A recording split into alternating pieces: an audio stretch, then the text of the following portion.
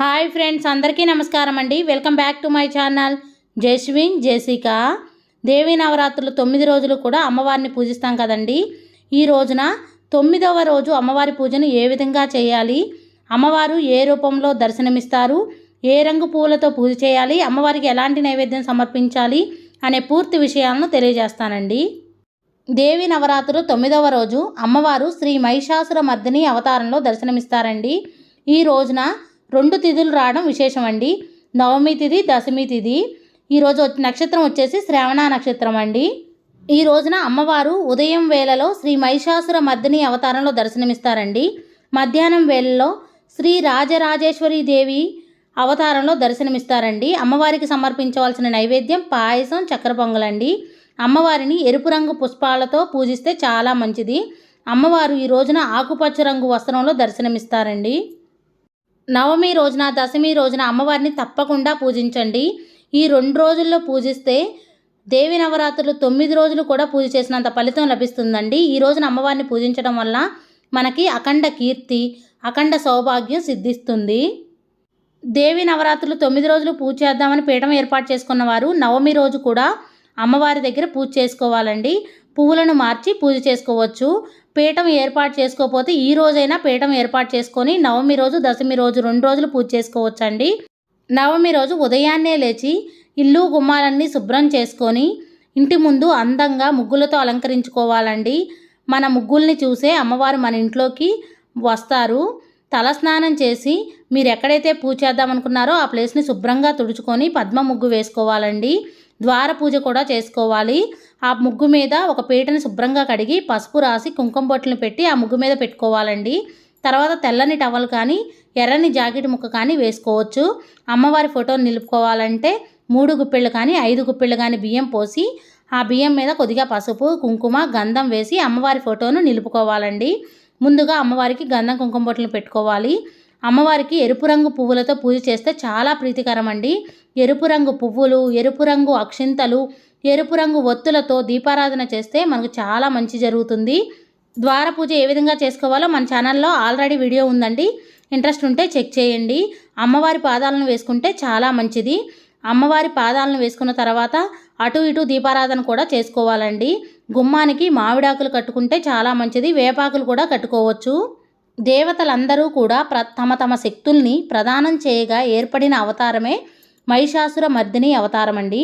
అమ్మవారు మహిషాసుని మర్దినిగా ఎందుకు అవతరించారు అంటే ఎంతో శక్తి కలిగినటువంటి మహిషాసురుడు అనే రాక్షసుణ్ణి ఈ నవమి రోజున అమ్మవారు ఒంటరిగా అతనితో పోరాడి సంహరించింది.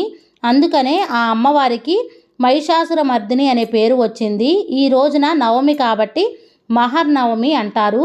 అమ్మవారు ఈ రోజున మహిషాసుర మర్దిని అవతారంలో దర్శనమిస్తారండి. ఈ రోజున అమ్మవారిని పూజించడం వలన సకల దేవతల అనుగ్రహం తప్పకుండా కలుగుతుంది. మహిషాసుర మర్దిని అమ్మవారి ఆరాధన వలన భయాలన్నీ తొలగిపోతాయి.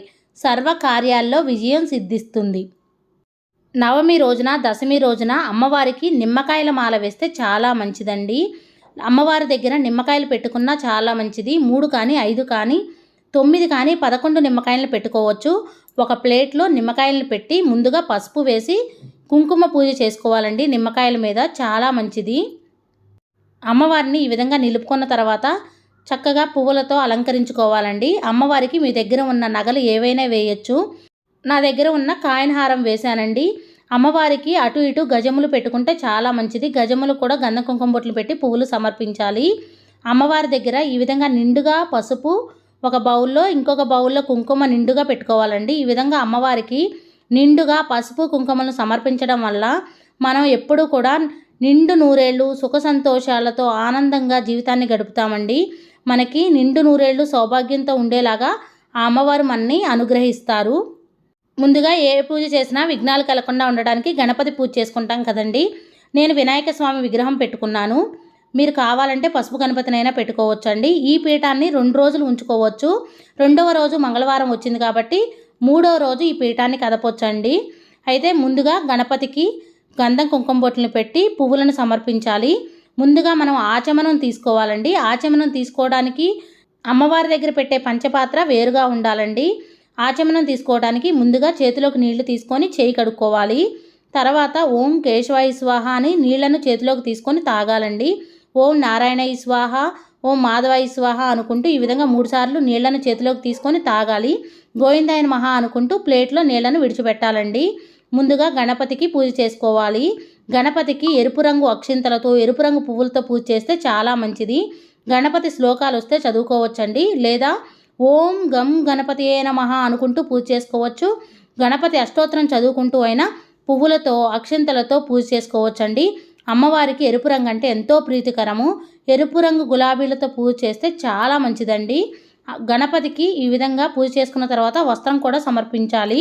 గణపతికి ధూప దీప నైవేద్యాలన్నీ సమర్పించిన తర్వాత హారతి ఇచ్చి నమస్కారం చేసుకోవాలండి. గణపతి పూజ కంప్లీట్ అయిన తర్వాత అమ్మవారి దగ్గర కూడా పూజ చేసుకోవాలండి. కామాక్షి దీపాన్ని కూడా తప్పకుండా పెట్టుకోండి. కామాక్షి దీపాన్ని కూడా గంధం కుంకుమ బొట్లు పెట్టుకోవాలి. కామాక్షి దీపాన్ని ఎప్పుడూ కూడా ఏకహారతతోనే వెలిగించుకోవాలండి. కామాక్షి దీపం దగ్గర కూడా 2 అక్షంతలు పువ్వులు వేసి నమస్కారం చేసుకోవాలి. దీపం సాక్షాత్తు పరబ్రహ్మ స్వరూపం కాబట్టి దీపం దగ్గర కూడా 2 అక్షంతలు పువ్వులు వేసి నమస్కారం చేసుకోవాలండి. మీ దగ్గర అమ్మవారి విగ్రహం ఉంటే పెట్టుకోవచ్చు, లేదా అమ్మవారి కాయిన్ ఉన్నా పెట్టుకోవచ్చు, లేదా లక్ష్మీదేవి అమ్మవారి కాయిన్ ఉన్నా పెట్టుకోవచ్చండి. లేదంటే అమ్మవారి ఫోటో దగ్గరైనా పూజ చేసుకోవచ్చు. ముందుగా అమ్మవారికి పసుపు, కుంకుమ, గంధం, అక్షంతలు, పువ్వులు వేస్తూ ఈ శ్లోకం చదువుకోవాలండి. మహంకాళి మహాలక్ష్మి మహాసరస్వతి ప్రభా ఇష్టకామేశ్వరి కుర్యాత్ విశ్వశ్రీ విశ్వమంగళం అనే శ్లోకాన్ని చదువుకుంటూ పూజ చేసుకోవాలండి. తర్వాత అమ్మవారి అష్టోత్తరం శ్రీ మహిషాసురమర్దిని అమ్మవారి అష్టోత్తరం చదువుకుంటూ పువ్వులతో, అక్షింతలతో పూజ చేసుకున్నానండి. ఈ రోజున అమ్మవారికి మంగళకరమైన వస్తువులు పసుపు కొమ్ములు, చిట్టి గాజులు, గోమతి చక్రాలు, గవ్వలు, 1 రూపీ కాయిన్స్తో పూజ చేసుకోవచ్చండి. నేను అమ్మవారికి ఎంతో ప్రీతికరమైన ఎరుపు రంగు చిట్టి గాజులతో పూజ చేసుకుంటున్నానండి. ఎరుపు రంగు అక్షింతలతో కూడా పూజ చేసుకుంటున్నాను. ఎరుపు రంగు అక్షింతలు అంటే బియ్యంలో కుంకుమని కలిపి దుర్గాదేవి అష్టోత్తరం చదువుకుంటూ ఈ విధంగా పూజ చేసుకున్నానండి. దుర్గాదేవి పాటలు, సహస్రనామాలు చదువుకుంటూ పూజ చేసుకోవచ్చండి. ఈ విధంగా ఎర్రని గులాబీలు, ఎర్రని చిట్టిగాజులతో పూజ చేసుకోండి. అమ్మవారి అనుగ్రహం తప్పకుండా కలుగుతుంది. మనం అమ్మవారికి పూజ చేసుకునేటప్పుడు మనం కూడా నిండుగా గాజులు వేసుకోవాలండి. మనం కూడా నిండుగా బొట్టు పెట్టుకొని గంధం రాసుకొని కాళ్ళకి పసుపు కూడా రాసుకోవాలండి. ఈ విధంగా అమ్మవారి అష్టోత్తరం, సహస్రనామం చదువుకుంటూ కాయిన్స్తో, చిట్టి గాజులతో పూజ చేసుకున్నానండి. పువ్వులతో, అక్షంతలతో కూడా పూజ చేసుకోవచ్చు. ఇవన్నీ లేకపోయినా ఎరుపు రంగు అక్షింతలు, ఎర్రని పువ్వులతో పూజ చేసుకోండి, చాలా మంచి జరుగుతుంది. నవమి రోజున అమ్మవారి పూజలో వేపాకులు, మామిడాకులు పెట్టుకుంటే చాలా మంచిదండి.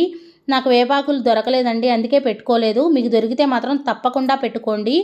వేపాకులు పెట్టుకుంటే అమ్మవారికి చలవ అంటారు. ఈ రోజున అమ్మవారి పూజలో తప్పకుండా నిమ్మకాయలు కూడా పెట్టుకోవాలండి. 3 కానీ 5 కానీ పెట్టుకోవచ్చు. ఈ విధంగా అమ్మవారికి అష్టోత్తర పూజ కంప్లీట్ అయిన తర్వాత 2 అగరవత్తులను వెలిగించి ధూపం వేసుకోవాలండి. తర్వాత అమ్మవారికి తాంబూలం సమర్పించాలి. కుంకుమ పూజ కూడా చేసుకోవాలండి. ఈ రోజున అమ్మవారికి నైవేద్యంగా వడపప్పు, చలిమిడి, పానకం, బెల్లం పెడితే చాలా మంచిదండి. అమ్మవారిని శాంతింపజేయడానికి ఇలా పెడితే మంచిది. తర్వాత అమ్మవారి దగ్గర తాంబూలం పెట్టుకోవాలండి. 3 తమలపాకులు, 1 ఖర్జూరం, 2 పండ్లు పెట్టుకోవాలండి. అట్టిపళ్ళు కానీ, జామ పండ్లు కానీ, కమలాకాయలు కానీ పెట్టుకోవచ్చండి. తర్వాత అమ్మవారి దగ్గర గాజులు పెట్టుకుంటే చాలా మంచిది. అమ్మవారికి ఎరుపు రంగు అంటే ప్రీతికరము. ఎరుపు రంగు గాజులు పెట్టుకుంటే చాలా మంచిది. అలానే అమ్మవారి దగ్గర కుంకుమ పూజ చేసుకోవాలండి. నవమి రోజున, దశమి రోజున తప్పకుండా ఉదయం, సాయంత్రం 2 పూట్ల కూడా కుంకుమ పూజ చేసుకోవాలండి. కుంకుమ పూజ చేసుకునేటప్పుడు దుర్గాదేవి అష్టోత్తరం చదువుకుంటూ కుంకుమ పూజ చేసుకోవచ్చండి. కుంకుమ పూజ చేసిన కుంకాన్ని ఒక డబ్బాలో స్టోర్ చేసుకొని ప్రతిరోజు కూడా మనం ధరిస్తే చాలా మంచిది. పిల్లలకి పెట్టినా చాలా మంచిదండి. అమ్మవారి పూజలో ఎన్ని దీపాలనైనా వెలిగించవచ్చండి. 5 కానీ, 9 కానీ, 11 దీపాలను వెలిగించవచ్చు. ఎన్ని దీపాలను వెలిగిస్తే అంత మంచిదండి. అమ్మవారి పూజ కంప్లీట్ అయిన తర్వాత ప్రసాదం పెట్టి హారతి ఇయ్యాలండి. అమ్మవారికి ఆవు పిడకలతో ధూపం వేస్తే చాలా మంచిది. అమ్మవారికి ధూపం ఎక్కువగా వేయాలండి. సాంబ్రాణి పొగ ఎక్కువ వేయాలి. ధూపం ఎక్కువ వేస్తే ఎటువంటి దుష్టశక్తులు కూడా మన ఇంట్లోకి రాకుండా ఉంటాయి. అమ్మవారికి నవమి రోజున శంఖం పువ్వులు, నీలిరంగు పువ్వులతో పూజిస్తే చాలా మంచిదండి. మీ శక్తి గలది అమ్మవారికి చీర పెట్టుకోవచ్చండి, లేదా పండగ రోజైనా చీర పెట్టుకోవచ్చు. లేదంటే జాకెట్ ముక్కను కూడా పెట్టుకోవచ్చండి. జాకెట్ ముక్కతో పాటు తాంబూలం పెట్టవచ్చు. నవమి రోజు ఏర్పాటు చేసుకున్న పీఠాన్ని అదే విధంగా ఉంచి దశమి రోజు కూడా ఈ విధంగానే పూజ చేసుకోండి. అమ్మవారి దగ్గర పెట్టిన నిమ్మకాయల్ని వెహికల్స్కి కట్టినా మంచిదే అండి, ఇంటి ముందైనా కట్టుకోవచ్చు, లేదంటే పిల్లలు పడుకున్నాక దిండు కిందైనా పెట్టొచ్చండి. పిల్లలు భయపడకుండా ఉంటారు. అమ్మవారికి పూజ చేసిన పువ్వుని కూడా మన తలలో పెట్టుకోవచ్చండి, చాలా మంచిది. అమ్మవారికి ఈ విధంగా పూజ చేసుకొని దేవాలయానికి వెళ్ళి అమ్మవారిని దర్శనం చేసుకుంటే చాలా మంచిదండి. అమ్మవారికి ప్రసాదం తీసుకొని వెళ్తే ఇంకా మంచిది. గుళ్ళో అయినా అమ్మవారికి నిమ్మకాయల మాల సమర్పించవచ్చండి. నవమి రోజున నిమ్మకాయల మాల అమ్మవారికి సమర్పిస్తే మనకి చాలా మంచి జరుగుతుందండి. అమ్మవారి అనుగ్రహం తప్పకుండా కలుగుతుంది. తెలుసుకున్నారు కదండి, దేవీ నవరాత్రుల 9వ రోజున అమ్మవారి పూజను ఏ విధంగా చేయాలి. మరిన్ని వీడియోస్ కోసం మన ఛానల్ని సబ్స్క్రైబ్ చేయండి. నా ఈ వీడియో మీకు నచ్చిందని అనుకుంటున్నాను, ఎంతో కొంత యూజ్ అయిందని అనుకుంటున్నాను. ఒకవేళ నచ్చితే లైక్ చేయండి, షేర్ చేయండి, కామెంట్ చేయండి. ఫ్రెండ్స్, కొత్త వారు ఎవరైనా మన ఛానల్ చూస్తున్నట్టయితే సబ్స్క్రైబ్ చేసుకోండి. పక్కనే ఉన్న బెల్ ఐకాన్ యాక్టివ్ చేసుకోవడం ద్వారా నేను పెట్టే ప్రతి వీడియో నోటిఫికేషన్ మీ దాకా చేరుతుంది. Thank you for watching. Bye అండి.